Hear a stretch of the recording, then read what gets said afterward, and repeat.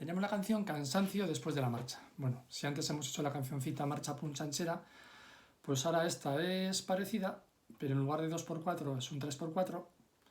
En el último pulso de cada compás de 3×4 tenemos un silencio de negra, estamos ahí descansando. La melodía es igual, solamente que antes era sol, la, si, re, y ahora del cansancio nos hemos caído una nota y decimos fa, sol, la, do.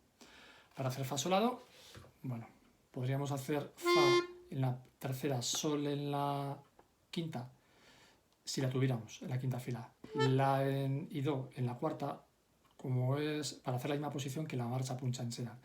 Como es posible que no, pues hacemos fa, sol, la, 2, 3 y 4 en diagonal, con un poco para arriba, y el dedo do se encarga del do, el dedo 2, 5, perdón, se encarga del do alto.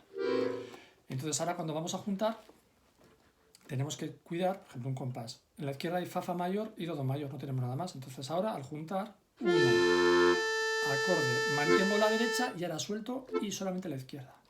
Entonces tengo que tener cuidado de dos cosas. Una, cuando pulso el acorde de la izquierda, todavía no suelto la derecha, porque la derecha es una blanca entera y la izquierda, la negra del acorde es picada. Y ahora suelto y solo la izquierda.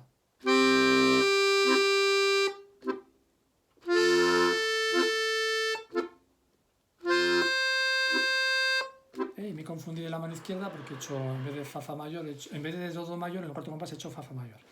Bueno, hago un poquito ya seguido.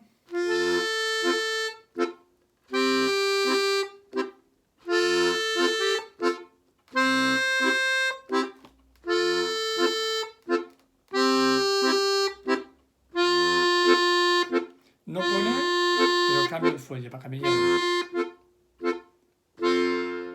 ¿Vale? No pone el cambio de fuelle que he hecho en el penúltimo sistema, pero lo cambio ahí. Porque esos dos compases finales como que ya nos estamos cansando y se va apagando la canción. Cuidado en la mezcla de articulaciones, cuidado mantener el fuelle y luego atentos a los cambios.